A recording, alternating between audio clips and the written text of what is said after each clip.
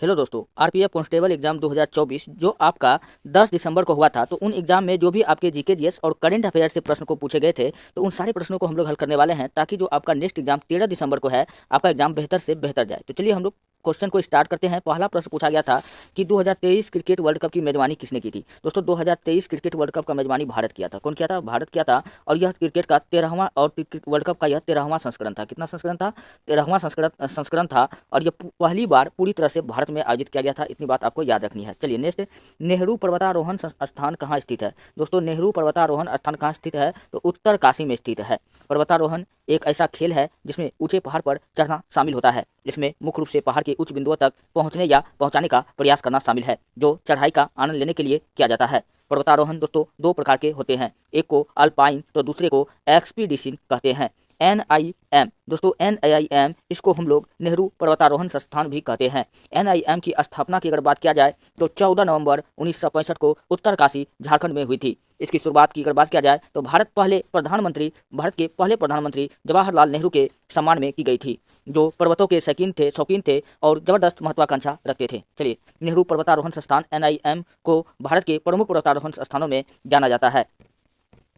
तेरी मिट्टी में मिल जावा गाना किस फिल्म का है। नेक्स्ट प्रश्न पूछा गया था कि तेरी मिट्टी में मिल जावा गाना किस फिल्म का है। दोस्तों 2019 में आई मूवी केसरी मूवी का यह गाना है। इस गाने को गाया है भजन संगीत के मशहूर गायक विजय योगी जी ने। कौन गाया है? विजय योगी जी ने। तेरी मिट्टी में मिल जावा एक भारतीय हिंदी फिल्म केसरी 2019 का गीत है, जो भारतीय सैनिक की ओर उनके साहस और बलिदान को समर्पित करता है।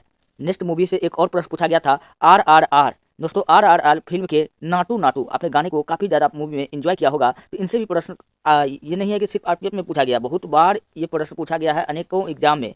तो RRR फिल्म के नाटू नाटू गाने को कौन सा अवार्ड मिला था? दोस्तों सर्वश्रेष्ठ मूल गीत के लिए इसको ऑस्कर पुरस्कार मिला था। कौन सा पुरस्कार मिला था? ऑस्कर पुरस्कार मिला था। 95 अकादमी पुरस्कार समारोह में SS राजा मौली की फिल्म, अच्छा यह RRR किसकी मूवी थी? तो राजा मौली की मूवी थी। SS राजा मौली की मूवी थी। तो नाटू नाटू गीत ने सर्वश्रेष्ठ मूल गीत के लिए ऑस्कर जीतने वाली पहली भारतीय फिल्म बनकर इतिहास रच दिया। यह फिल्म स्वतंत्रता सेनानी कोमाराम भीम और अल्लूरी सीताराम राजू के जीवन से प्रेरित है। अल्लूरी सीताराम राजू कौन था? रंपा विद्रोह का नेता था। इतनी बात आपको याद रखना है। चलिए, एक अन्य भारतीय प्रविष्ट द एलिफेंट वी स्पर्स रे भी सर्वश्रेष्ठ वृत्तचित्र लघु फिल्म श्रेणी में ऑस्कर जीता।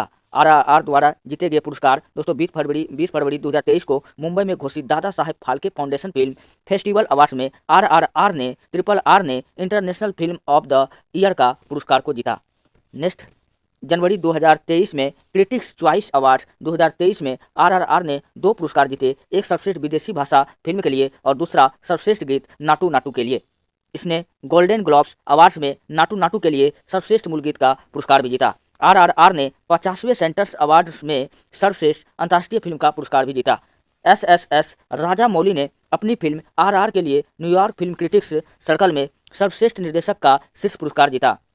नेक्स्ट प्रश्न है, उत्तराखंड का लोक नृत्य क्या है। दोस्तों उत्तराखंड की लोक नृत्य का अगर बात किया जाए तो बरदा नाटी, छोलिया, भोटिया, चौफला, झुमेलो, थड़ियो, चंचड़ी नृत्य, तो ये सब जो है उत्तराखंड का क्या है भैया? लोक नृत्य है। और इसकी बात अगर बात किया जाए तो बरदा नाटी उत्तराखंड, जिसकी राजधानी कहाँ है दोस्तों? उत्तराखंड की राजधानी देहरादून है और यह देहरादून का प्रसिद्ध नृत्य है। इतनी बात याद रखना है। कौन? बरदा नाटी। यह एक प्रकार का नृत्य है जो जौनसार भवर के लोगों द्वारा किया जाता है। उत्तराखंड में एक जगह है जौनसार, उनके द्वारा यह नृत्य किया जाता है। यह डांस प्रकार ज़्यादातर विभिन्न अवसरों पर जौनसार जनजाति द्वारा किया जाता है और इसे कहानी कहने के तरीके से किया जाता है। नेक्स्ट पूछा गया था, नाइफ उपन्यास पुस्तक के लेखक कौन है। दोस्तों नाइफ उपन्यास पुस्तक के जो लेखक हैं वो है सलमान रश्दी। कौन है? सलमान रश्दी। और सलमान रश्दी की अगर बात किया जाए तो यह ब्रिटिश अमेरिकी लेखक सलमान रश्दी ने अपना संस्करण नाइफ जारी किया, जिसमें उन्होंने 2022 में एक सार्वजनिक कार्यक्रम में चाकू लगने के कष्टदायक अनुभव और कैसे उन्होंने इस घातक घटना पर काबू पाया का वर्णन किया है। न्यूयॉर्क राज्य में एक कला समारोह में मंच पर चाकू से हमला करने वाले एक हमलावर द्वारा किए गए हमले में रश्दी की एक आंख की रोशनी चली गई। और नेक्स्ट प्रश्न है, भारतीय संविधान का अनुच्छेद 136 किससे संबंधित है। दोस्तों भारतीय संविधान का जो अनुच्छेद 136 है उसका संबंध सर्वोच्च न्यायालय द्वारा अपील करने की विशेष अनुमति से जुड़ा हुआ है। नेक्स्ट, भारतीय संविधान का अनुच्छेद 136 सर्वोच्च न्यायालय, जिसको हम लोग हाई कोर्ट कहते हैं, हाई कोर्ट द्वारा अपील करने की विशेष अनुमति से जुड़ा हुआ है। नेक्स्ट, इस अनुच्छेद के तहत सर्वोच्च न्यायालय अपने विवेकानुसार भारत के किसी भी न्यायालय या न्यायाधिकरण, सैन्य न्यायाधिकरण और कोर्ट मार्शल को छोड़कर किसी भी निर्णय, डिक्री, अवधारणा, दंडादेश या आदेश के खिलाफ अपील करने की विशेष अनुमति दे सकता है और यह अनुमति किसी खास विषय या न्यायालय तक सीमित नहीं है। सर्वोच्च न्यायालय के पास तथ्य, कानून या दोनों से जुड़े मामलों पर विचार करने का विवेकाधिकार प्राप्त होता है। नेक्स्ट प्रश्न है 2023 में भौगोलिक संकेत 2023 में भौगोलिक संकेत जीआई टैग में किसे शामिल किया गया था। दोस्तों अगर बात किया जाए जीआई टैग का, अगर जीआई टैग क्या होता है दोस्तों, जो चीज़ जहाँ पर फेमस होता है उस चीज़ को विशेष पहचान देने के लिए वहाँ का सरकार जो है जीआई टैग प्रदान करता है, जीआई टैग प्रदान करता है। तो चलिए जीआई टैग 2023 में किसको किसको मिला था। अगर जीआई टैग की सूची की अगर बात किया जाए तो जीआई टैग सूची में हाल ही में जोड़े गए उत्पादों के साथ 2023 तक भारत में जीआई टैग की कुल संख्या 430 से अधिक हो गई है। लेकिन दोस्तों 2023 में जो इंपॉर्टेंट, अभी तो 2024 है, तो 2023 में जो इंपॉर्टेंट जीआई टैग था वो मैं आपको कुछ बता रहा हूँ। तो अगर पूछेगा काजी नेमू, दोस्तों काजी नेमू की कृषि को दोस्तों असम में जीआई टैग दिया गया है। दोस्तों ये है काजी नेमू, बढ़िया से आप देख लीजिए, इनको क्या किया है, जीआई टैग प्रदान किया गया है, जो कहाँ की कृषि है, असम की। फिर आपसे पूछेगा करांगी साड़ी, दोस्तों यह हस्तशिल्प है, मतलब ये हाथों द्वारा बनाया गया है और यह कहाँ की है, तमिलनाडु की साड़ी है और इसको हाल ही में 2023 में क्या दिया गया है, जीआई टैग दिया गया है। कश्मीर केसर, हम लोग जानते हैं कश्मीर में दोस्तों केसर का उत्पादन सर्वाधिक होता है। तो कश्मीर में केसर के उत्पादन सर्वाधिक होता है, तो कश्मीर के केसर को एक विशेष पहचान देने के लिए यहाँ के सरकार ने इसको जीआई टैग प्रदान किया है। इतनी बात आपको यह है कश्मीर केसर, आप देख लीजिए। और है दोस्तों उड़ीसा को हम लोग मणिपुरी काला क्या है, कंदमाल हल्दी, मोस्ट इंपोर्टेंट दोस्तों, कई बार ये एग्जाम में पूछा गया है। कंदमाल हल्दी ये कहाँ की हल्दी है दोस्तों, उड़ीसा की है। इसको भी दोस्तों 2023 में क्या दिया गया है, जीआई टैग दिया गया है। फिर मणिपुरी काला चावल, दोस्तों ये है काला चावल, आप लोग अच्छा से फोटो में देखिए, मणिपुरी काला चावल, इसको ये कहाँ की है, मणिपुर की है, इसको भी क्या दिया गया है, जीआई टैग दिया गया है। ये खाने वाला चावल है, तो खाद्य सामग्री है। नेक्स्ट दोस्तों अगर आपको वीडियो अच्छा लग रहा है, हेल्पफुल लग रहा है, तब आप हमारे चैनल को सब्सक्राइब कर लीजिए और वीडियो को जितना हो सके अपने दोस्तों में शेयर कीजिए। अगर आपको वीडियो संबंधित पीडीएफ चाहिए तो आप जाइए हमारे टेलीग्राम चैनल पर, वहाँ पर आप इतिहास की दुनिया 99 लिख करके वीडियो के पीडीएफ को प्राप्त कर सकते हैं। चलिए नेक्स्ट प्रश्न है, भारतीय संविधान का कौन सा भाग राज्य के नीति निर्देशक तत्वों से संबंधित है। दोस्तों भारतीय संविधान का जो भाग 4 है वो राज्य के नीति निर्देशक तत्वों से संबंधित है। राज्य के नीति निर्देशक तत्व भारतीय संविधान के भाग 4 में वर्णित है। किसमें वर्णित है, भाग 4 में। इसमें अनुच्छेद 36 से 51 तक शामिल है। राज्य के नीति निर्देशक तत्व के लिए कौन सा अनुच्छेद शामिल है, तो अनुच्छेद दोस्तों 36 से 51 तक राज्य के नीति निर्देशक तत्व के बारे में बताता है। और इसी को हम लोग क्या कहते हैं दोस्तों, डीपीएसपी भी कहते हैं। क्या कहते हैं, डीपीएसपी प्रकृति में गैर बाध्यकारी है, जिसका अर्थ है कि वे अदालतों द्वारा उनके उल्लंघन के लिए लागू करने योग्य नहीं है। ये सिद्धांत इस बात पर जोर देते हैं कि राज्य लोगों को आश्रय, भोजन और वस्त्र जैसी बुनियादी सुविधा प्रदान करके उनके कल्याण को बढ़ावा देने का प्रयास करेगा। तो ये सब कार्य जो है, जो राज्य जो करता है, क्यों करता है, क्योंकि डीपीएसपी में लिखा हुआ है नीति निर्देशक तत्व। वहीं पूछ लिया जाएगा कि नीति निर्देशक तत्व किस देश के संविधान से लिया गया है, तो आयरलैंड के संविधान से लिया गया है। अगर पूछा जाए संसदीय शासन प्रणाली, तो संसदीय शासन प्रणाली दोस्तों कहाँ से लिया गया है, ब्रिटेन से लिया गया है। अगर उससे पूछा जाए संघीय शासन व्यवस्था, दोस्तों कनाडा के संविधान से लिया गया है। आपातकाल का प्रावधान पूछेगा किस देश के संविधान से लिया गया है, तो जर्मनी के संविधान से लिया गया है। तो और मूल अधिकार पूछेगा कहाँ से लिया गया है, तो मूल अधिकार जो है दोस्तों अमेरिका के संविधान से लिया गया है। तो ये सब क्वेश्चन कई बार पूछा जाता है, इसलिए मैं आपको बताते रहता हूँ। आप लोग जैसे भी हो इन सारे प्रश्नों को याद रखा कीजिए। चलिए नेक्स्ट है 2022 के सूचकांक के अनुसार सबसे गरीब राज्य कौन सा था। जब भी कोई चीज़ में गरीब बोले तो आंख मूंद करके सिर्फ बिहार लगा देना है, आपका सही हो जाएगा। लेकिन दोस्तों जनसंख्या में ये दूसरे स्थान पर है, जनसंख्या में दूसरे स्थान पर है। पहले स्थान पर कौन है, तो यूपी है, पहले स्थान पर यूपी है। लेकिन गरीबी में, बीमारी में, पिछड़ेपन में, बीमारू राज्य में कुछ हम पूछे तो बिहार क्या हो जाएगा, बिहार लगा दीजिएगा, वो सही हो जाएगा। तो 2022 के सूचकांक के अनुसार सबसे गरीब राज्य कौन सा हो गया, तो बिहार हो गया। वनों में दोस्तों बिहार में 17 ऐसा जिला है जहां वन ना के बराबर है, तो वनों के मामला में भी बिहार क्या है, पीछे ही है। चलिए नेक्स्ट इसके डिस्कशन को हम लोग जानते हैं। नीति आयोग दोस्तों इसकी स्थापना कब हुआ था, 1 जनवरी 2015 को किसके द्वारा हुआ था, प्रधानमंत्री नरेंद्र मोदी के द्वारा हुआ था। नीति आयोग की पहली बहुआयामी गरीब सूचकांक एमपीआई, जिसको हम लोग क्या कहते हैं, एमपीआई रिपोर्ट के अनुसार बिहार, झारखंड, उत्तर प्रदेश के सबसे गरीब राज्यों के रूप में उभरे हैं। तो इन जो राज्य हैं बिहार, झारखंड, उत्तर प्रदेश, ये सबसे क्या है, गरीब राज्य में, गरीब राज्य के रूप में इन सबको जाना जाता है। तो बिहार में गरीबी की दर पूछेगा क्या है, सबसे अधिक है। बिहार में गरीबी की दर सबसे अधिक है, यानी पूछेगा यहाँ कितना गरीबी है, तो 51.91% है। इसके बाद झारखंड का स्थान आता है, झारखंड कितना है, 42.16% है। और उत्तर प्रदेश जो है 37.79% है। प्रति व्यक्ति गरीबी की गणना राज्य में प्रचलित समान परिस्थितियों को लेकर की जाती है। अक्टूबर 2022 में संयुक्त राष्ट्र विकास कार्यक्रम UNDP, दोस्तों इसी का नाम अभी बदल करके HDI कर दिया गया है। क्या कर दिया गया? HDI, आप लोग जानते हैं, ह्यूमन एस से ह्यूमन, डी से डेवलपमेंट, आई से इंडेक्स, इसी को कहा जाता है मानव विकास सूचकांक। क्या कहा जाता है? मानव विकास सूचकांक। और मानव विकास सूचकांक में भारत का जो स्थान है दोस्तों 133वां स्थान है, जबकि सबसे सर्वश्रेष्ठ देश पूछेगा कौन है तो नॉर्वे है। कौन है? नॉर्वे है। इतनी बात आपको याद रखनी है। चलिए क्वेश्चन क्या कहता है इनके बारे में हम लोग जानते हैं। ये तो बेसिक जानकारी था जो मैंने आपको बताया। अक्टूबर 2022 में संयुक्त राष्ट्र विकास कार्यक्रम, जिसको हम लोग UNDP, और ऑक्सफोर्ड गरीबी और मानव विकास हल, जिसको हम लोग OPHI ने वैश्विक बहुआयामी गरीबी सूचकांक MPI जारी किया था। और इस सूचकांक के मुताबिक बिहार भारत का सबसे गरीब राज्य उभर कर सामने आया। नेक्स्ट है प्लेइंग इट माई वे पुस्तक के लेखक कौन है? दोस्तों प्लेइंग इट माई वे की पुस्तक के जो लेखक हैं वो कौन है? सचिन तेंदुलकर हैं। इसे क्रिकेट का भगवान भी कहा जाता है। प्लेइंग इट माई वे के पूर्व दिग्गज भारतीय क्रिकेटर सचिन तेंदुलकर की यह आत्मकथा है। क्या है दोस्तों? यह आत्मकथा है।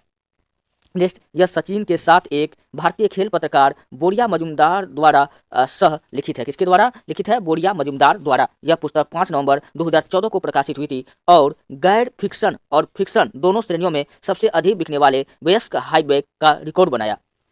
किताब में क्रिकेट की शुरुआती दिनों, उनके 24 साल के करियर और उनके जीवन के विभिन्न पहलुओं का वर्णन किया गया है। यहाँ वह अपने पहले टेस्ट मैच से लेकर अपने 100वें अंतर्राष्ट्रीय शतक और इस क्षेत्र से अपनी विदाई तक के क्रिकेट के इस संपूर्ण सफर के बारे में इस पुस्तक में इनकी जानकारी मिलती है। नेक्स्ट प्रश्न पूछा गया था, भारतीय संविधान के किस भाग को भारत का मैग्ना कार्टा कहा जाता है? दोस्तों मैग्ना कार्टा जो है इंग्लैंड का प्रथम संविधान है, विश्व का पहला संविधान है। आप लोग ऐसा बात याद रख लीजिएगा। और मैग्ना कार्टा क्वेश्चन क्या पूछा गया? भारतीय संविधान किस भाग को भारत का मैग्ना कार्टा कहा जाता है? तो भाग 3 को, भारतीय संविधान के भाग 3 को भारत का मैग्ना कार्टा कहा जाता है। और मौलिक अधिकारों वाले भाग 3, अच्छा मौलिक अधिकार भी क्या है? भाग 3। मौलिक अधिकार किसमें है? भाग 3। और मौलिक अधिकारों को हम लोग क्या कहते हैं? मैग्ना कार्टा कहते हैं। और इसका संबंध कितना से है? अनुच्छेद से, अनुच्छेद 12 से 35। अनुच्छेद 12 से 35 को भारत का मैग्ना कार्टा के रूप में जाना जाता है। अभी मैंने आपको बताया कि अनुच्छेद 12 से 35 क्या है? मूल अधिकार है, इसी को तो मैग्ना कार्टा कहते हैं।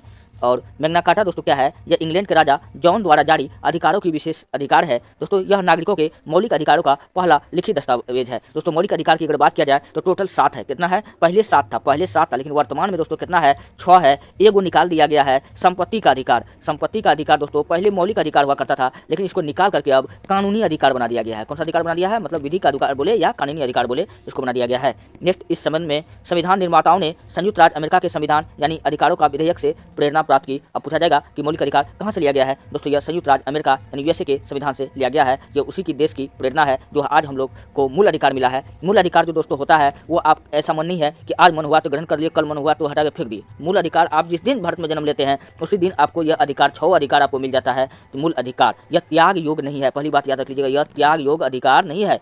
नेक्स्ट है भाग 3 में न्यायोचित मौलिक अधिकार की एक बहुत लंबी और व्यापक सूची है जो आपको अनुच्छेद 12 से 35 के बीच में मिलता है, देखने को मिलता है। नेक्स्ट है सत्रिया नामक शास्त्रीय नृत्य किस राज्य में किया जाता है? दोस्तों सत्रिया नामक शास्त्रीय नृत्य जो है वो असम में किया जाता है। सत्रिया नृत्य असम का दोस्तों एक शास्त्रीय नृत्य है जो सत्रिया संस्कृति का प्रतिनिधित्व करता है, जो असम के धार्मिक और सांस्कृतिक ताने बाने का आधार है। जो सत्या नृत्य है दोस्तों यह एक नृत्य नाटक प्रदर्शन कला है जिसकी उत्पत्ति असम के कृष्ण केंद्रित वैष्णववादों मठों में हुई है और इसका श्रेय 15वीं शताब्दी के भक्ति आंदोलन के विद्वान और संत महापुरुष श्रीमंत शंकर देव को दिया जाता है। नेक्स्ट, इस नृत्य के बारे में अगर और भी बात कहे तो नृत्य इतिहासकार डॉक्टर सुनील कोठरी को हाल ही में सत्या नृत्य को लोकप्रिय बनाने के लिए असम सरकार द्वारा माधव देव पुरस्कार से सम्मानित किया गया है। सत्रिया को संगीत नाटक अकादमी द्वारा वर्ष 2000 में शास्त्रीय नृत्य का दर्जा दिया गया था। नेक्स्ट प्रश्न पूछा गया था कि 2023 में भारत की G20 प्रेसिडेंसी के लिए मुख्य समन्वयक कौन थे? दोस्तों 2023 में G20 प्रेसिडेंसी के लिए भारत के मुख्य समन्वयक कौन थे? वो थे हर्षवर्धन श्रृंगला। कौन थे? हर्षवर्धन श्रृंगला। दोस्तों हर्षवर्धन श्रृंगला 2023 में भारत की G20 प्रेसिडेंसी के लिए मुख्य समन्वयक चुने गए थे। उन्होंने पहले भारत के विदेश सचिव और संयुक्त राज्य अमेरिका के राजदूत, बांग्लादेश के उच्चायुक्त और थाईलैंड में राजदूत के रूप में कार्य किया। नेक्स्ट प्रश्न पूछा गया था दोस्तों नमामि गंगे, मोस्ट VVI प्रश्न है, नमामि गंगे में कौन सी योजना शामिल नहीं है? दोस्तों नमामि गंगे कार्यक्रम के स्तंभ में कौन सा जो है नहीं शामिल है, जिसका उद्देश्य होता है दोस्तों राष्ट्रीय गंगा नदी के प्रदूषण से बचाने के लिए, गंगा नदी को प्रदूषण से बचाने के लिए नमामि गंगे नामक कार्यक्रम को चलाया गया था।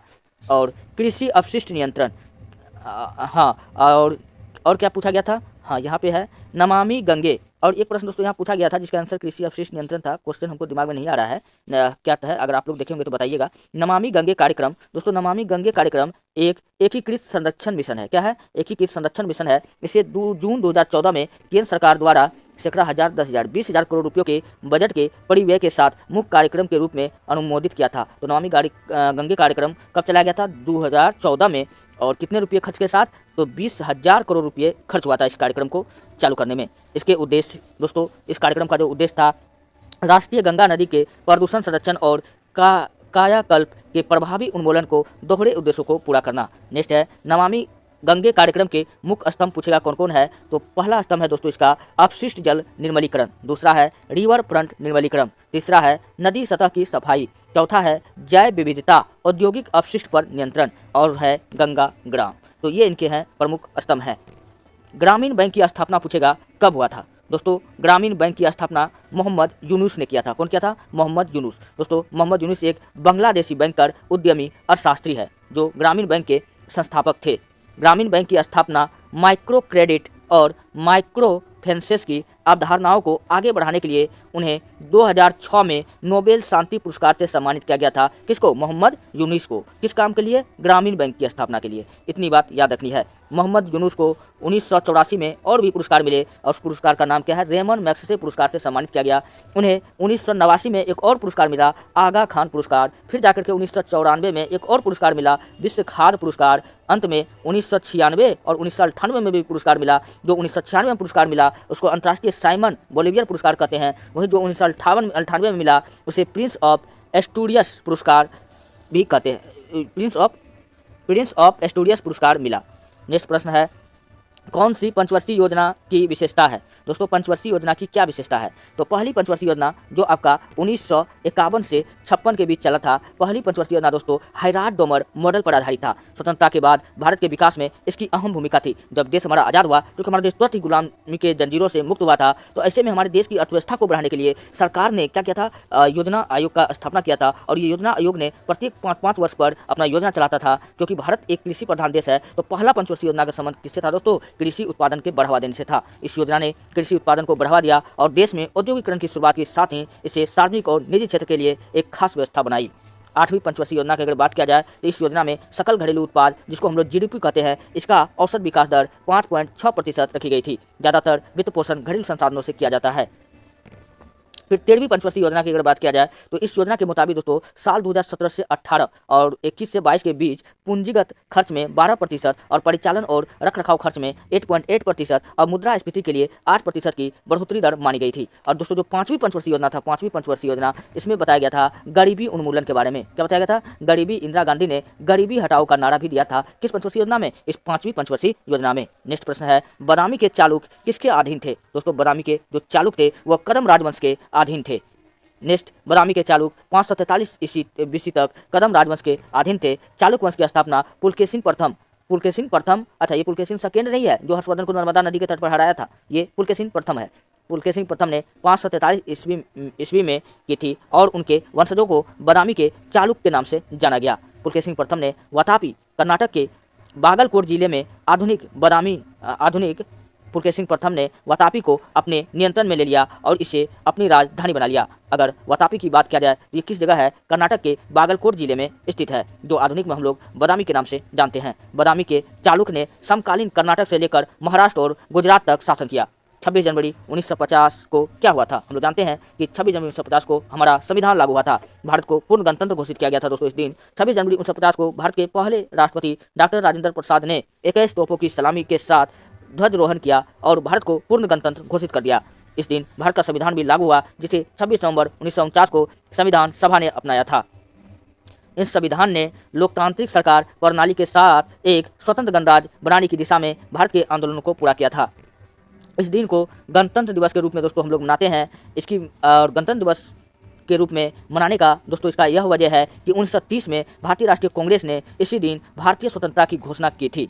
और नेक्स्ट प्रश्न पूछा गया था होयसल वंश के संस्थापक कौन है? दोस्तों होयसल वंश के संस्थापक कौन है? नृपकामा द्वितीय। दोस्तों नृपकामा द्वितीय की अगर बात किया जाए तो इनका कार्यकाल 1026 से 1047 के बीच रहा। होयसल वंश का संस्थापक था यह, जिसने कर्नाटक में मालनाड क्षेत्र में शासन किया था। होयसला साम्राज्य ने कर्नाटक के एक बड़े हिस्से और आंध्र प्रदेश और तमिलनाडु के कुछ हिस्से 10वीं और 14वीं शताब्दी ईस्वी तक शासन किया। होयसल राजवंश साम्राज्य की राजधानी कौन थी?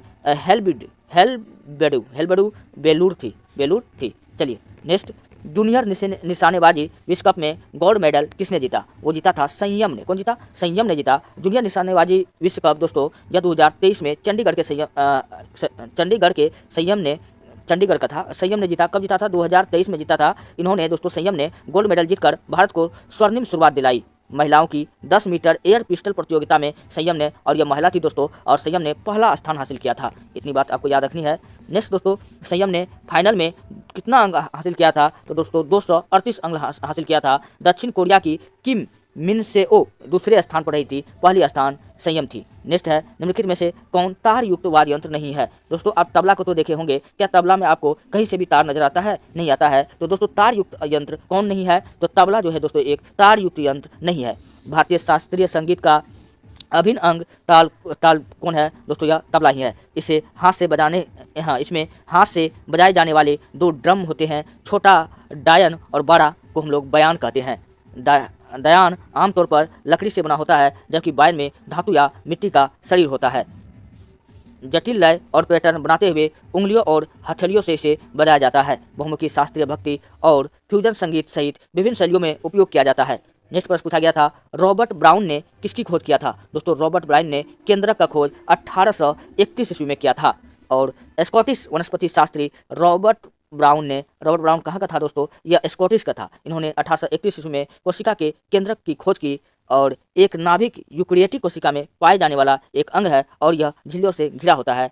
कौन? केंद्रक। यह बात कौन बताया था? रॉबर्ट ब्राउन ने बताया था। दोस्तों ये रहा आज के प्रश्न जो आपके एग्जाम में पूछे गए थे। आगे अगर आपका एग्जाम 13 दिसंबर को है, तो आप लोग बिल्कुल इसी पैटर्न को फॉलो करके जाइए और एग्जाम को एकदम गर्दा उड़ा दीजिए। दोस्तों अगर आपको वीडियो अच्छा लग रहा है तब आप हमारे चैनल को सब्सक्राइब कीजिए और वीडियो को लाइक कीजिए, जितना हो सके अपने दोस्तों में भेजिए। अगर आपको PDF चाहिए तो आप जाइए हमारे टेलीग्राम चैनल पर, वहाँ पर ITIHASKI इतिहास की DUNIYA दुनिया 99 लिख करके वीडियो का PDF को प्राप्त कर सकते हैं। नहीं तो वीडियो के डिस्क्रिप्शन में लिंक डाल दिया जाएगा। मिलते हैं नेक्स्ट वीडियो में। धन्यवाद।